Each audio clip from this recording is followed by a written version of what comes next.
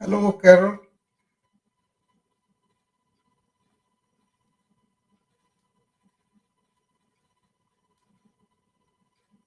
Hello. Hi. How are you? I'm good, thank you. But obviously here and in need of ancient wisdom for stress and burnout. Ah, very good. Very good. Badly. Yeah. So this was good timing. Yes. That is what I do in this room, Carol. So I'm glad you're here. So we will talk about that. And I like to interact with people instead of giving the lecture. I want to really address their whatever concerns that they have and see whether we could help a little bit. A lot of discussions go on in this room that are they go into a couple of hours sometimes, but people come slowly. So in the beginning, only few people are there, so I can address everybody's concerns. So, where are you from, Carol? Canada. Ah, Canada. Alberta, Canada. Okay, where in Canada? Toronto or Alberta. Alberta? Edmonton, Okay, Alberta. yeah. I have one friend. Her name is Catherine Bell from Alberta. You know, she interviewed me the other day. That's why I remember the Alberta. I put it on the clock to see the what is the time difference. That's nice to hear that there's more from Alberta from Yeah, Clubhouse. yeah. Mostly everyone's from Toronto area, it seems. Yeah, but she was there from Alberta, and that's why I remember that. uh, I had a lot of people from Canada as my friends on this clubhouse, and so many people are there. So that's good. So what do you do, Carol? I work for a utilities company Okay. water, Oh, waste, okay. waste management, and electricity. So what kind of things you find stressful? Is there anything that you want to talk about? Um, Not particularly. Yeah. No, just was curious to know Yeah. what type of That's ancient wisdom for that yeah. stress That's of just normal life and work stress. yeah, that's fine. That's generally what it is going on in our modern life.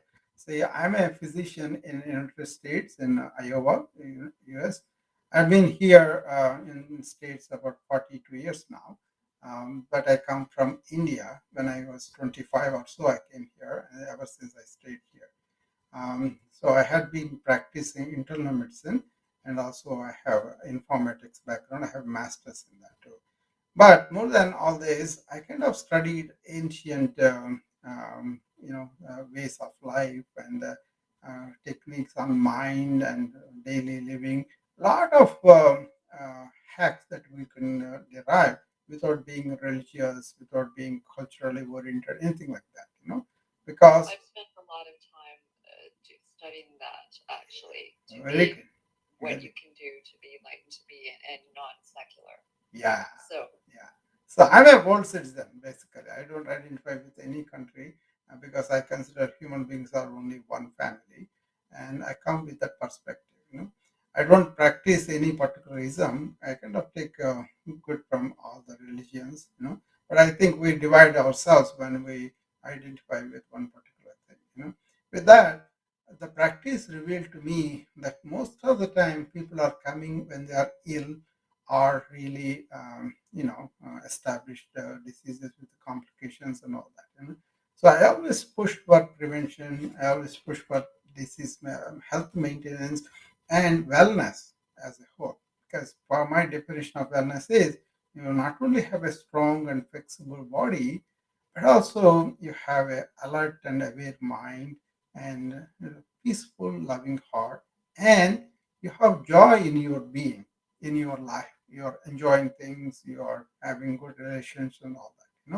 That kind of thing I find very few people have it. You don't have to all of them. At least be enjoying your life. But when they are having these problems, they are kind of have to spend so much money, time, and energy on those.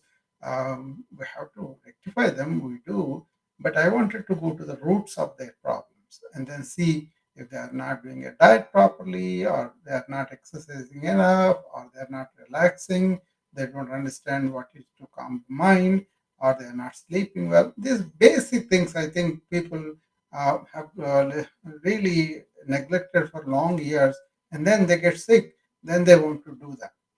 That becomes tough also. So that's okay. That's unfortunately the way I did it. I became Yeah, sick before I did a total lifestyle change. yeah, yeah. Many And many of them do that. I've seen that with a lot of my patients. But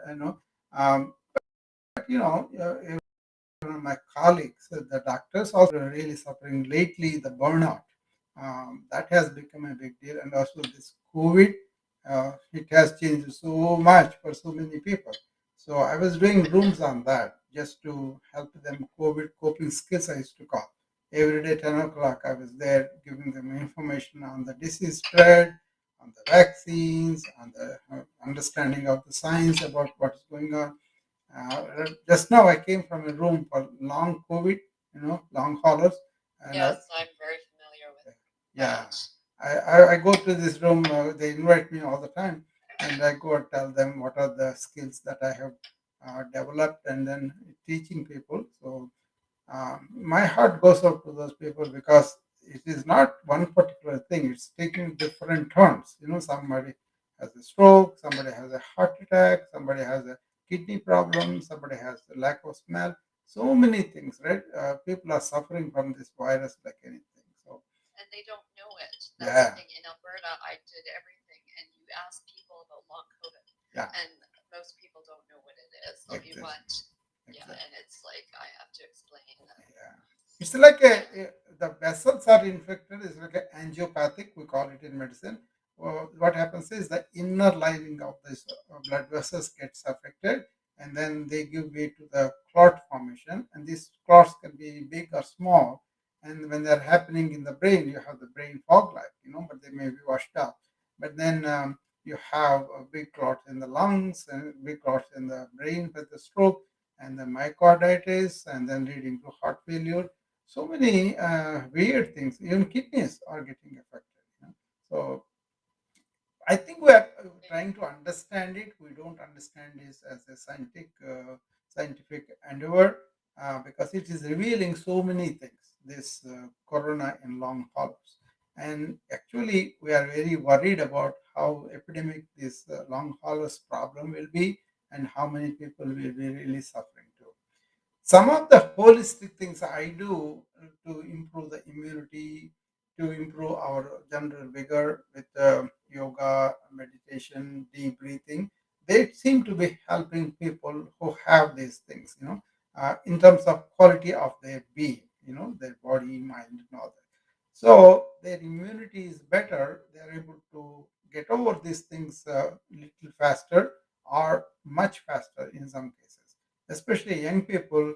If they don't have all this reduce their immunity, they are doing very well with that.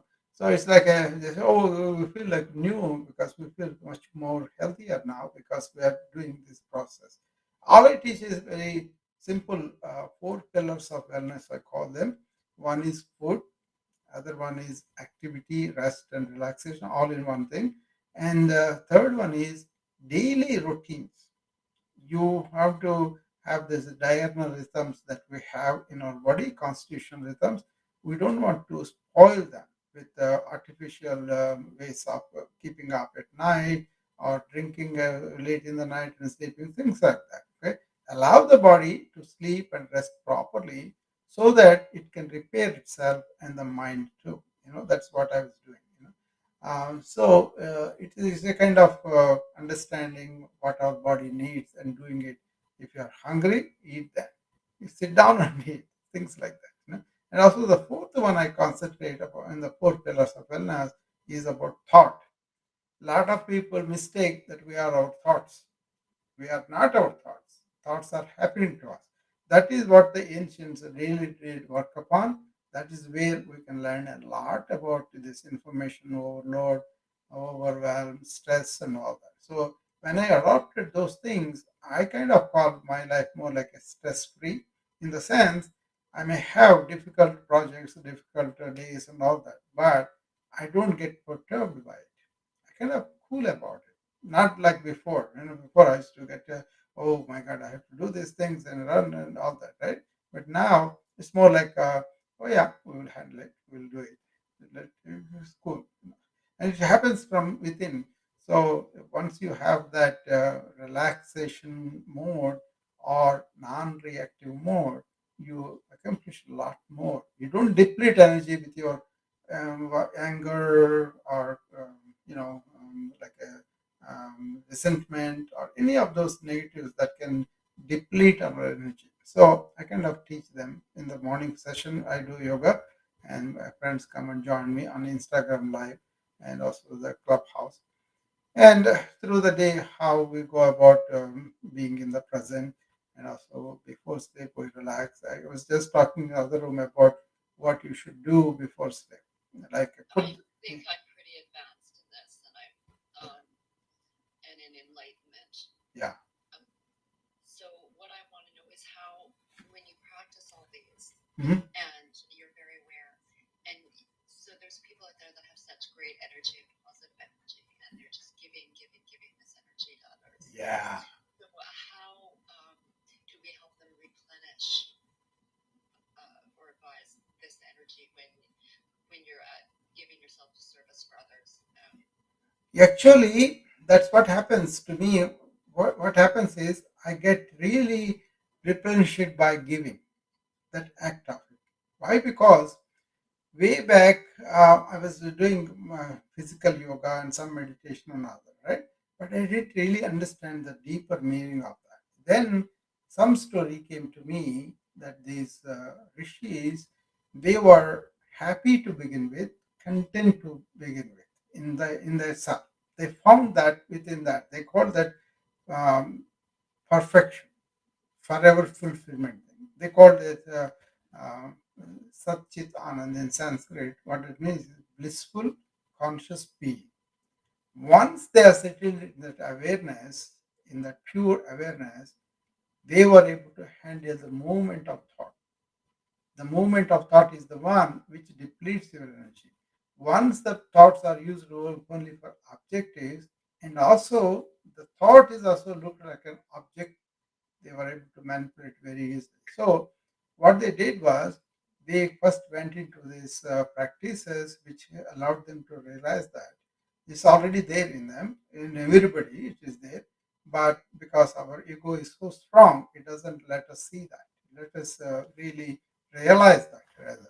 Once it comes, it's like a swaprakasha. It It's is, a, yeah, from the very beginning, yeah, we've known it from the beginning yeah, of time. It's a yeah, natural yeah, that's born inside yeah. us. So It it's is a there. very, it's a phenomena Yeah, actually. yeah. Um, and Yeah, it is there, well, but I once I like that realize that, analogy from the yeah, scientific and a different very well yeah, from what I do for work.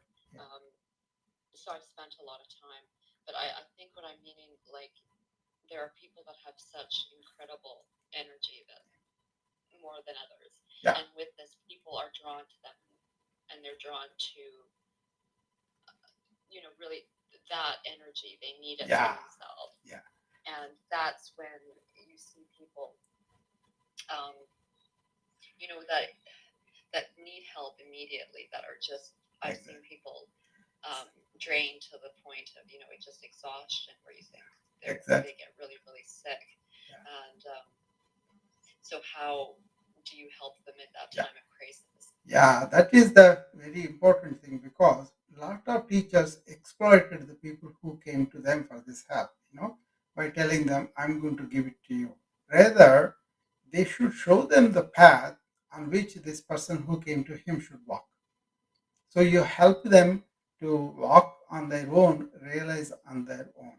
That means you are empowering them from within. So once you do that, you don't have this dependency, or you don't have this, I'm superior than you, or I'm the teacher. You are none of it there. You can elicit. Actually, the concept of having a guru or a teacher outside is not true. What is true is there is a teacher within you that your own conscience that can guide you towards that by understanding your mind and the ego that is made by your thoughts and mind. Once you transgress that, then you can walk on your own. So what I do is I empower people with this kind of discussions. Actually, I don't need to do any of this. I don't need to come to a clubhouse or anywhere. I can just do my own practices that I'm doing. I'm very happy with that.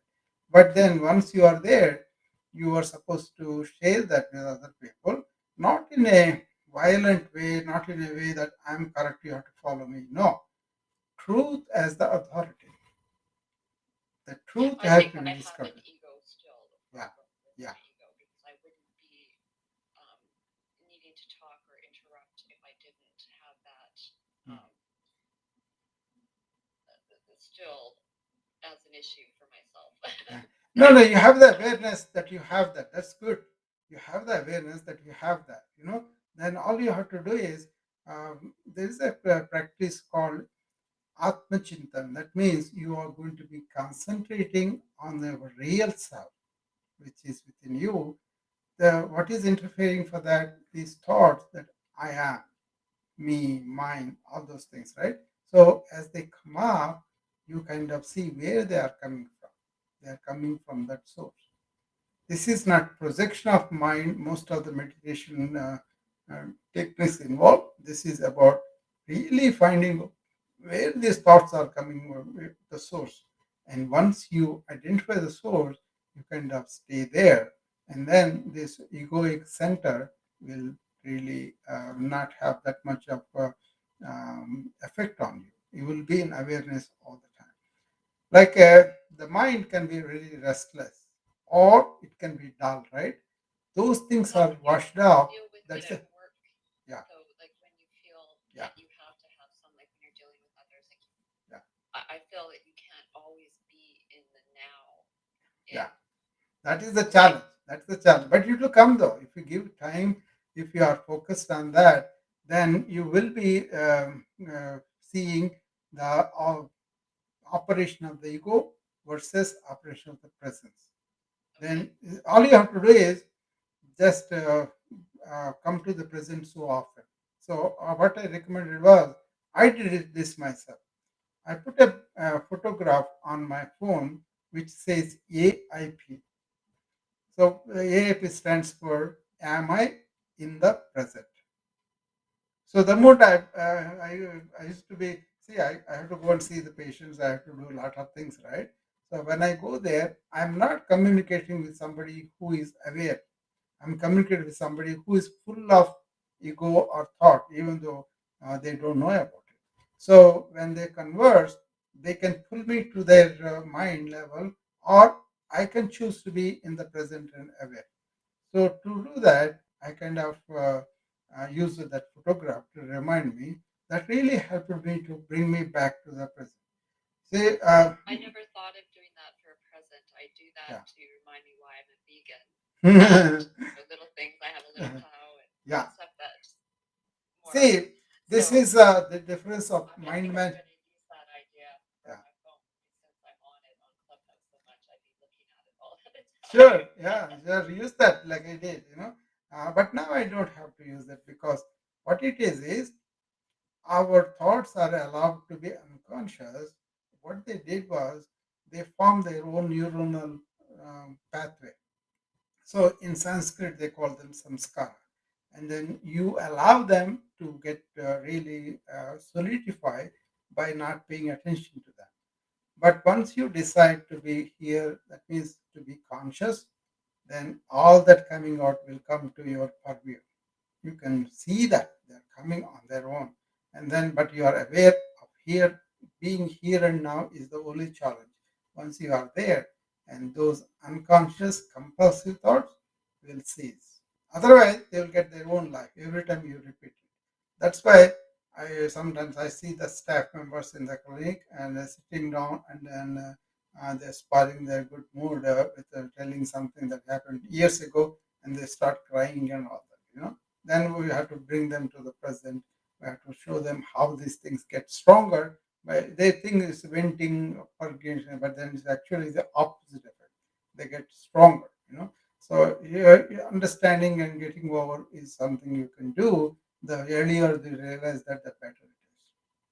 How do you, sometimes in this process, I noticed when I decided to make these changes, Mm. That meant that I had to cut out relationships that were negative or Yeah, didn't support. And it's surprising that people wouldn't support good changes, yeah, but sometimes it's scary to people. yeah, And when I came, it didn't go well. yes. Um, Yeah. how do Because this inner journey is something independent, Carol. So other people have their own journey too. This kind of support each other and grow with each other and all that. They're only to some extent.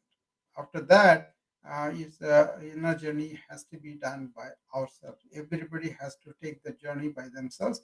But the commonality is everybody has that awareness, right? You are that which is not changing. Anything else, you could be culturally different and gender wise. You could be educational skills and all those talks and everything. But if you go back, the life force, the awareness that is in all of us is the same. Once you are established in that, you can see that everybody is the same energy.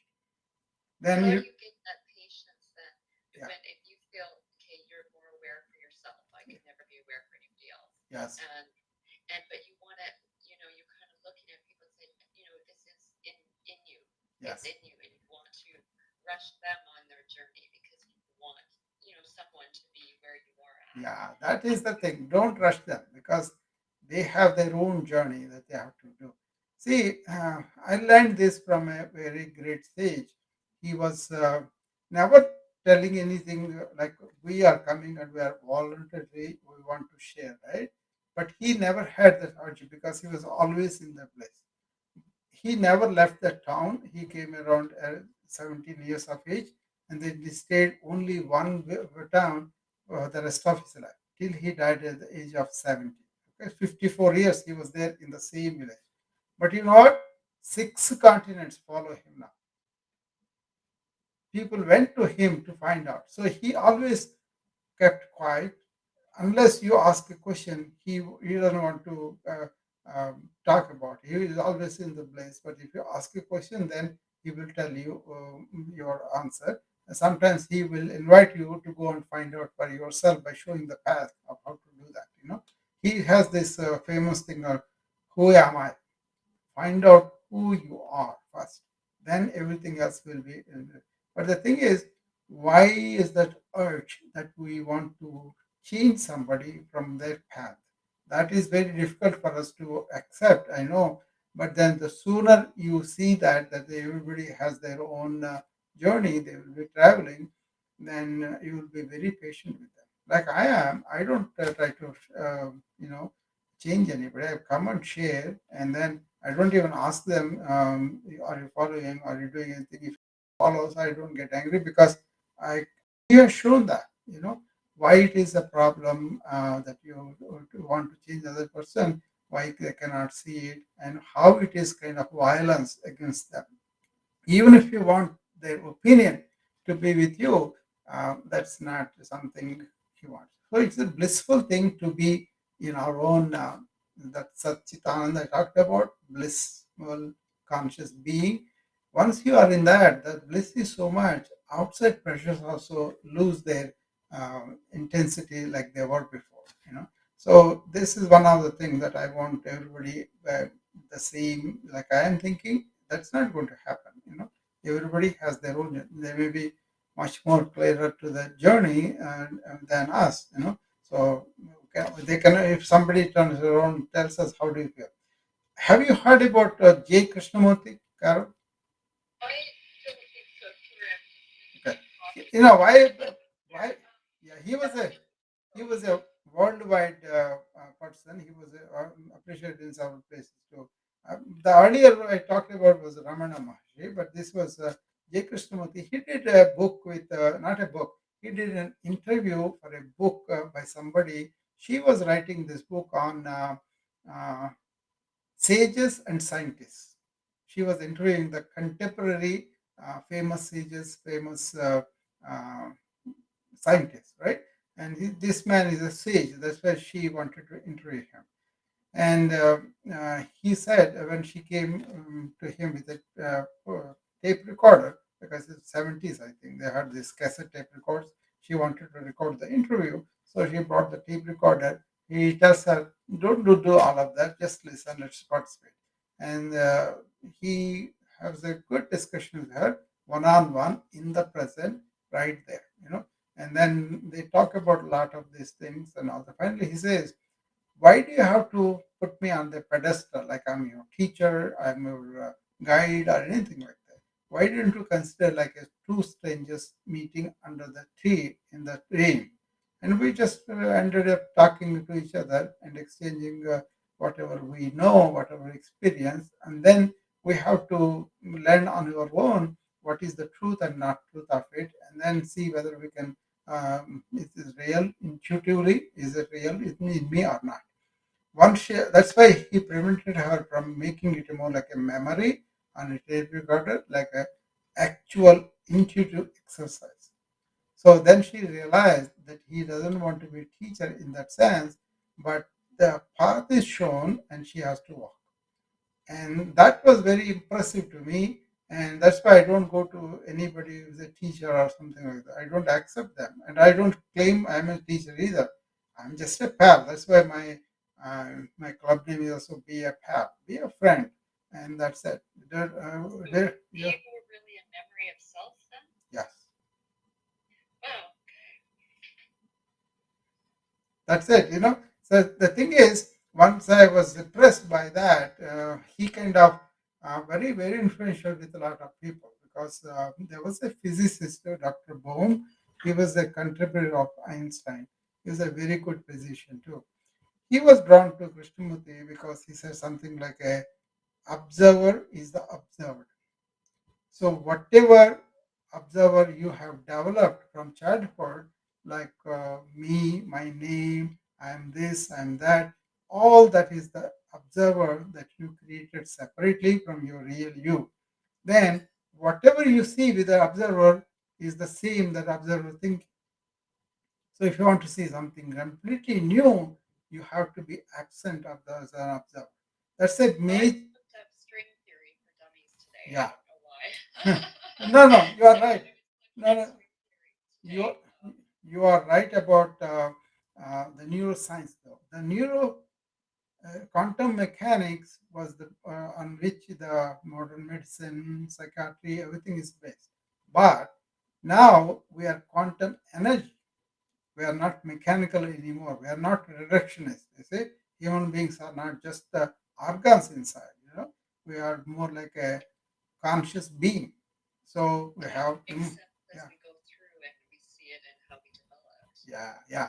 But the thing is, we make theories about it. We make create imaginary images about it, and then with that we see. That's why he said something very famous. If you show a kid a bird and then name the bird that this is a parrot, he will never see the bird. He will only see the parrot that was described to him. You know, so the spontaneity, the actuality of the bird cannot be perceived by the kid. This is implications in education and all that. Too. But basically, the point is to be here and now, to be able to see what is.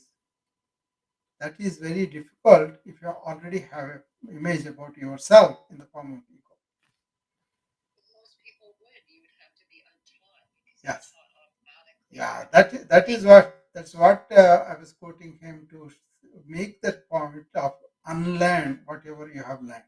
But then, if you tell them, that becomes force. But if they realize and then they want to see truth as actuality is, then that's a completely different story. Then they will have that perceptive power. So this is just being thoughtful to becoming perceptive of the truth that is in front of you.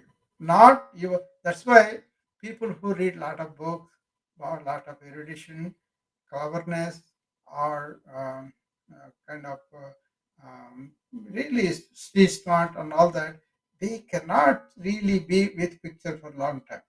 They have their own impressions from the past or from the knowledge they come, and they won't be with something that's happening right now.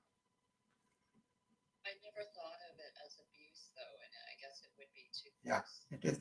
Well, Imagine if I think somebody tells us that, we say you are abusing me. The same thing goes the other way too, right? You have very excellent questions, Carol. I was enjoyed talking to you. Thank you. Yeah. I feel bad now that I think of it that way. That Yeah. I think when you're having couple this of things journey, I told you about being in the present and also not expecting other people. Maybe those things you can try and then see. I know I need to. Yeah. I know what I know, and but practice it. No, no, no. Your questions are very valid. How can you deplete the energy of other person? Actually, that's a big problem. The depletion when somebody else comes and then this other person that means he has gone into the ego again. That I'm such a great teacher. I can tell somebody I can change their life and that kind of thing. And then putting the other person down instead of empowering the other person, you are kind of establishing yourself as a thought. That's the problem.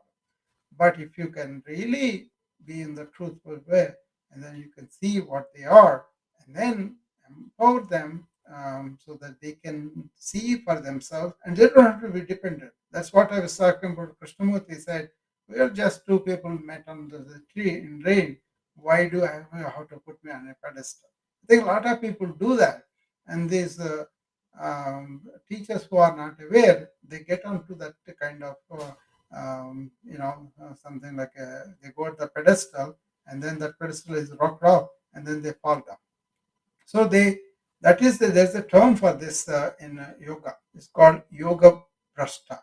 Brashta means that who has really uh, spoiled himself. He was in yoga, that means he was in this union, and then he lost all of that because he allowed the ego to come back and climb up. By the way, I'm doing a master class next week, Carol.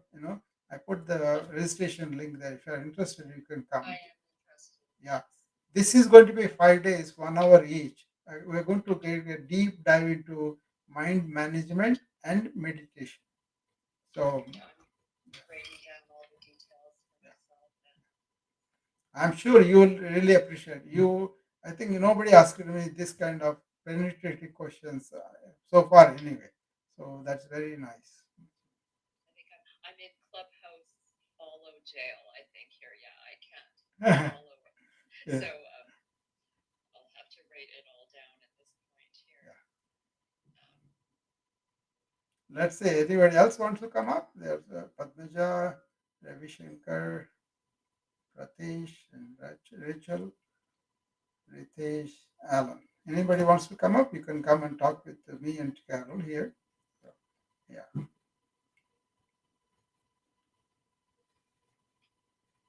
Okay. I invited, yeah, there he is. Hi, Sharon. Hello, hello. Lovely conversation, and thank you for inviting me up. I have a question. Sure. And Carol, great question. Now I'm going to flip it for a minute. Knowing that you can't help people with their life lessons, knowing that you're on your journey and you love yourself and you love others. Meaning, I'm in a situation where I have a roommate, and right now we're in this circumstance of renting a home together. So we are bind to this contract. But long story short, it's been very unbearable emotionally. Mm. And I know a lot of how, you know, you had certain experiences because it's time for growth, it's time for letting go, it's time for learning and whatever, dealing with karma. And I totally recognize that you can't help anyone else on their journey and with their life lessons. So my energy is low in my solar plexus area. So with that said, I'm taking time for myself. I've been exercising, walking, meditating.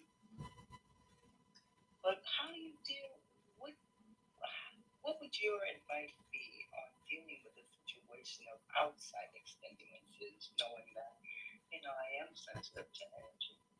I sage and clear and meditate and pray and everything.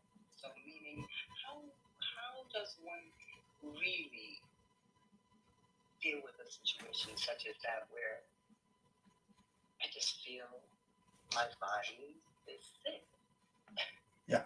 based on that? So, I would love your insight towards that. Yeah. Well, you remember that Indian namaste, Indian greeting, Sharon? Absolutely. See, Divine the meaning of that greetings to is, the divine. yeah, the meaning, you know the meaning, right? So basically, even the unified field of theory of physics also coming to that, where we are all in one energy. Once we separate ourselves from that energy, identifying with this limited body and mind, that's when we feel like we are not in love with everything else. So one of the things Krishnamurti talked about was he would not say I love you to anybody, but people felt love emanated from him. Even if 4,000 people are there, they felt like they were embraced by his loving presence. Actual they felt it. So he was explaining what it was because the observer that we develop kind of separates us from other. Even the sense of I, me, my knowledge, my whatever you identify, that kind of building that observer, you have to unlearn, like Carol and me were talking about. Once you have unlearned that entity of observer, you are already in love. And that is in love, really. All those things will be there. And also, the solar plexus represents what's called anahata. Anahata means I have love opened up my heart. That's why I don't have a separation from anything or anybody else. This is the ancient concept of Brahman. It's not really Brahman, existence. By the way, they based the Star Wars movies Force on that, and they have talked about that, and then there are books written on that. Basically, what it is your energy is all compassing, all encompassing, loving energy. Once you are in that, you don't see any separation anywhere. For example, one day my son was really angry with the then president because he didn't like the policies and all that. So he was really, we were going to a hotel because we were having some celebration at his college because he's a musician. He was giving a concert. So we all went there. And so we're going to the hotel to stay there before his concert. But before the concert, he's getting agitated with this thought about this man, what he said on the speech or whatever. Then I remembered what Ramana said, there are no others. So once you have understood what the significance of there are no others and we are all in one, people say for this namesake, but intuitively they have this separative feeling that I am different than anybody else. I am separate than him. That is the problem. Once that separation goes away, you are in that encompassing energy. And once you have that, so people like Krishnamurti, they have dissolved. They never allowed the observed form to begin with. But then some people realize on their own. Some people have this spiritual sadhanas that they do for a long time. But it's like a very, very simple thing. Uh, this is the expression they use. Suppose you are in your home and you want to go to home again because you feel like the home is way 3,000 miles away. Then you have to get out, walk 3,000 miles, and come back and find out you are home already. But you have walked all that for nothing. So this being the self, being the that energy is like that. The problems are our own thinking separating us from them. Once you get through that, for objectives, practical matters, thinking is okay. But when it comes to subjective, that cannot be measured, that cannot be felt by thought based analysis. That is what most of the people are engaged in. But once that analysis goes down, they will be in that energy.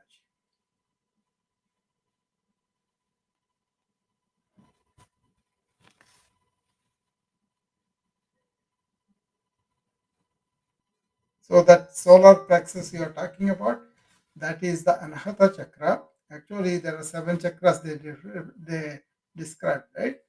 There are areas of neuronal energy, but if you are in the bottom three, you are more like the animalistic. Yeah, yeah.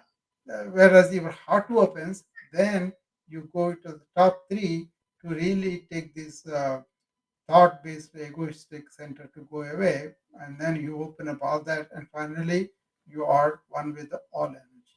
That is real yoga, actually.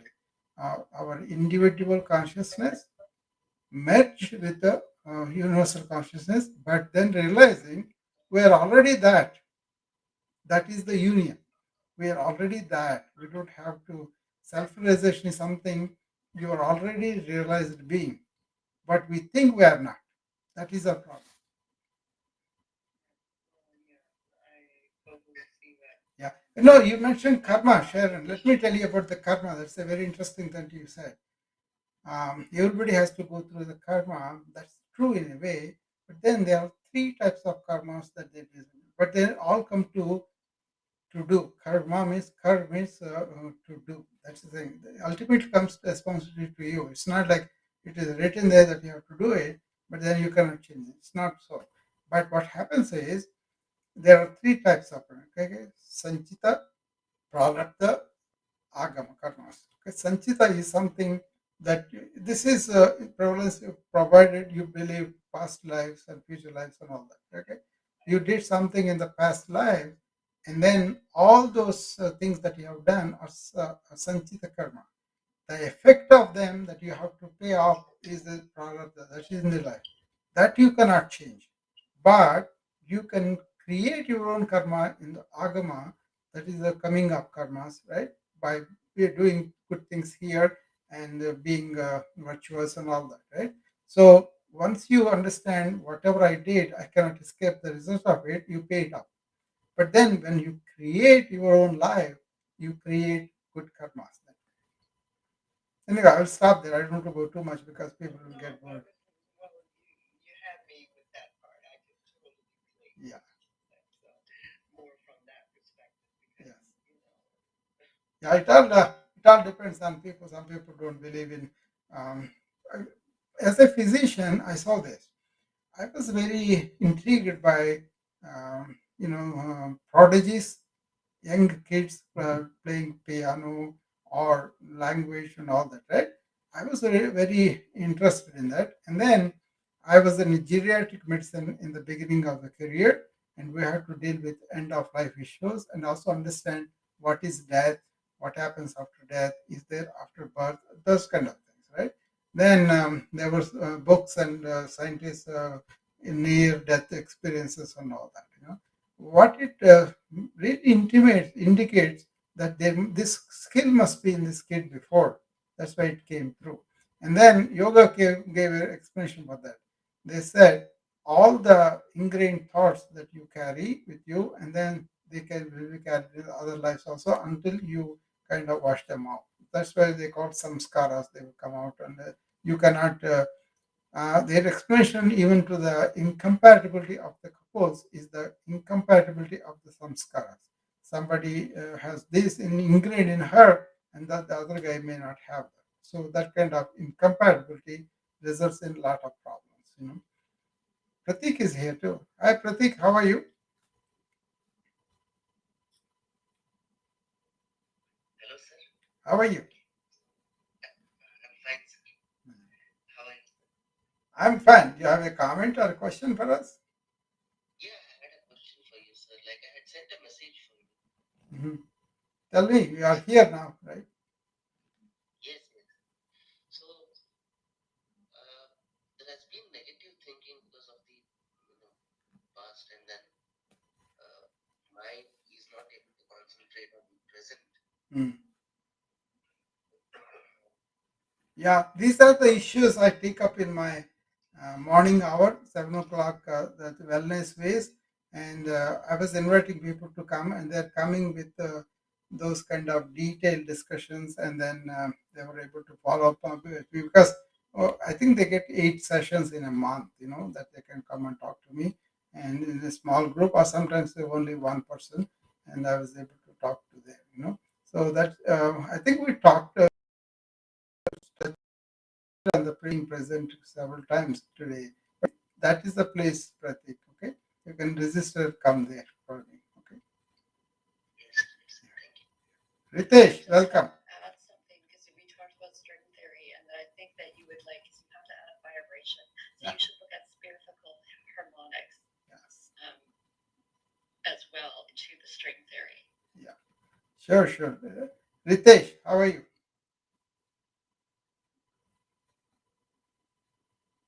Ritesh, are you there?